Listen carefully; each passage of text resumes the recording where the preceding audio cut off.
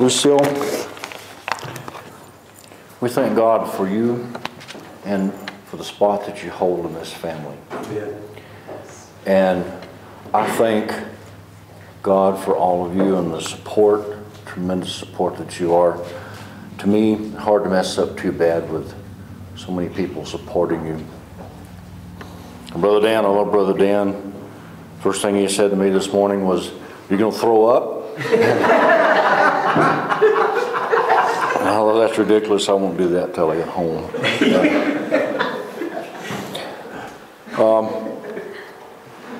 I want to talk a little bit about true ownership this morning. We'll be reading in Job. So those who care to mark the 40th chapter of Job.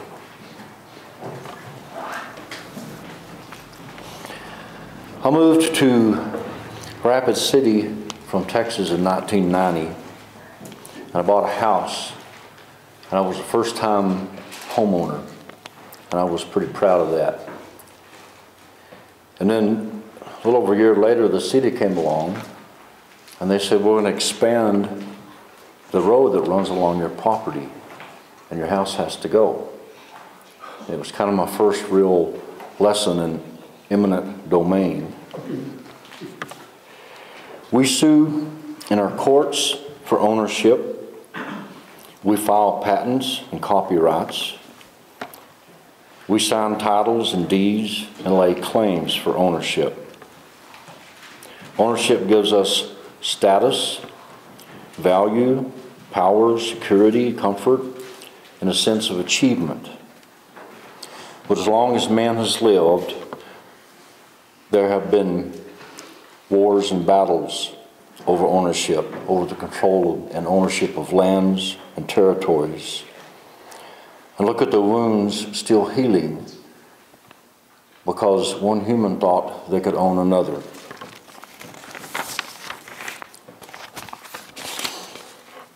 There are, Jim, what is this?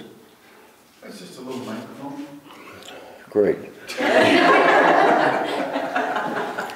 Can I set it here?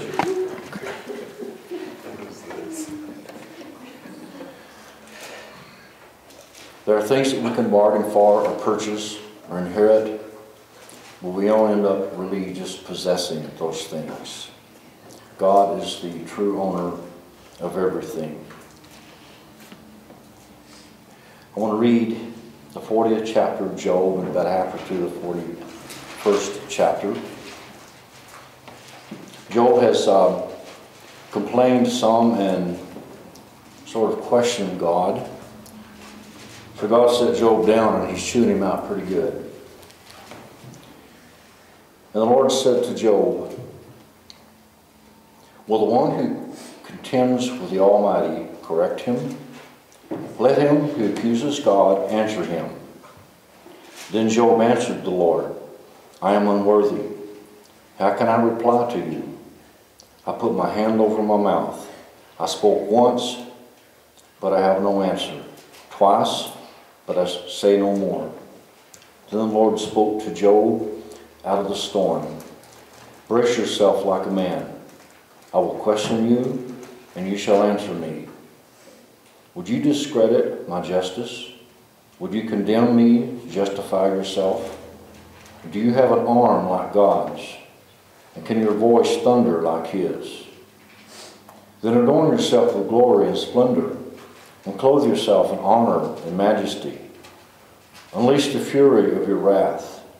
Look at all who are proud and bring them low. Look at all who are proud and humble them. Crush the wicked where they stand. Bury them all in the dust together.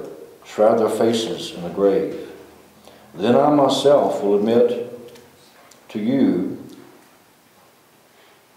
that your own right hand can save you. Look at Behemoth, which I made along with you, which feeds on grass like an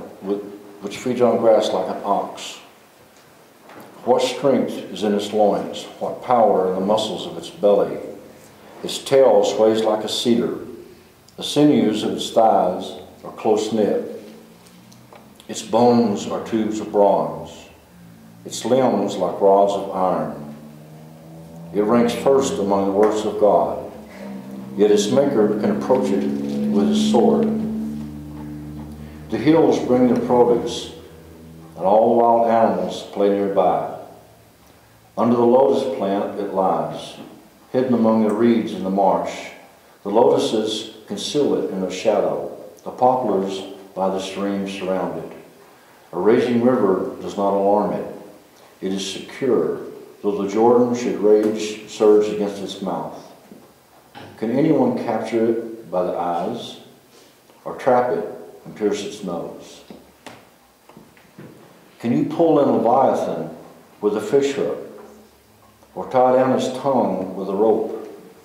Can you put a cord through its nose, or pierce its jaw with a hook?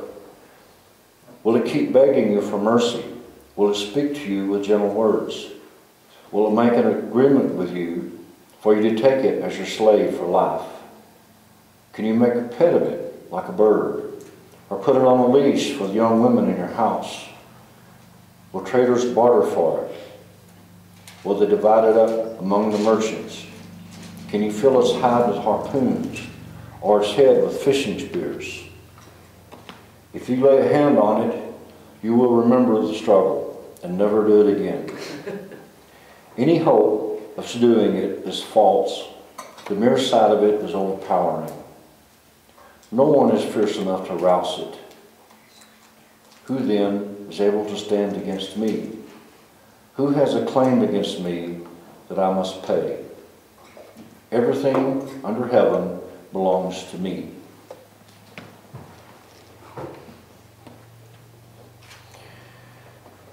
In Ezekiel 18, verses 4, God says, "For everyone belongs to me, the parent as well as the child. Both alike belong to me."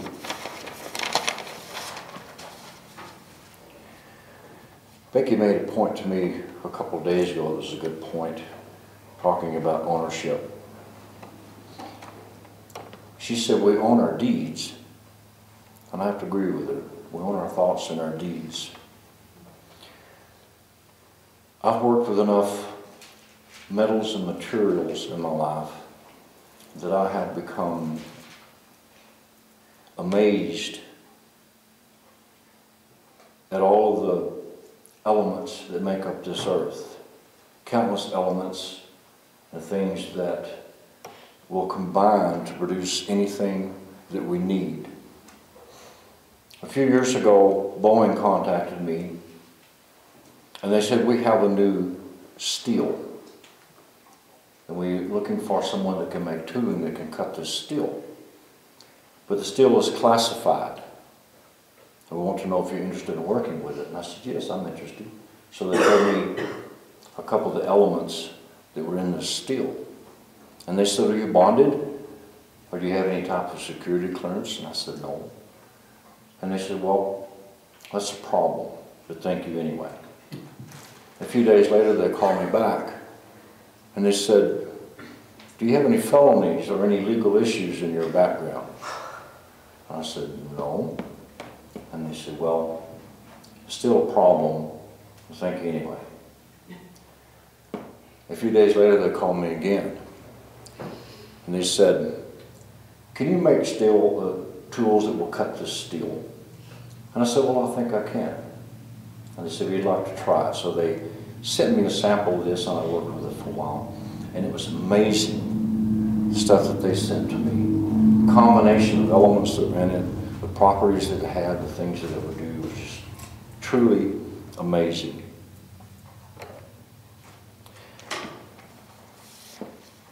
The point is, God created and owns all of the elements. He took a bunch of them and put them together and made a ball, and he called it Earth. And he scooped some dirt up from Earth, and he made us. Sometimes we think we're all cool and stuff, but what's really cool is what we're made out of. God has sole ownership of everything. But for those who might choose a direction away from God, he very well could turn that ownership over to someone else. Someone that is evil and foul, and that someone does not own us right now, but he's always looking for opportunities to lead us in a crooked direction. I've spent my career making weapons, making rifles, and I have heard countless discussions about what makes a rifle accurate and shoot straight. And the general agreement is that you need a straight barrel. If the barrel is crooked, then the gun is no good. If you fire a bullet down a rifle barrel, that bullet follows the crooked path of that barrel. As it's going down that barrel, it becomes a little bit distorted and scarred. But once that bullet exits the muzzle, once that bullet leaves the crooked influence of that barrel, that bullet flies free and straight and true. If we live our lives for the world only, then we live under the influence of Satan. But if we're able to escape the crooked influence of Satan through the power of Christ, then we too can fly free and straight and true. We may be a little distorted and scarred, but Christ doesn't care. He can fix that. I'll give you one more example with the barrel thing. In the late 1980s, I worked with a man that was a renowned barrel maker. His name was known all over the country, all over the world. I would make the tools and give them to him, and he would make the barrel. We had a guy come to us one day and he said, there is a shooting competition coming up in a few days, and I'd like for you guys to make me a gun to shoot in this competition. He said, but you have to hurry. So I got busy and made the tools, and I gave him the bill, and he got busy and started making the barrel. And the schedule was so tight that when Bill finished that barrel, it was just a little bit crooked. But there was not enough time to make another one, so we put the gun together and we gave it to this guy. And he took it to Phoenix, Arizona, and that guy shot that rifle with a crooked barrel in the Black Canyon Nationals, and he set 2 world records. And for the next 2 years after that, he kept shooting that crooked barrel, and he set several more records.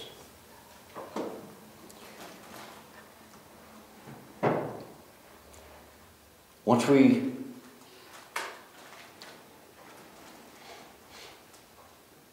we choose to leave the crooked influence of this world, then we could fly free and straight and true.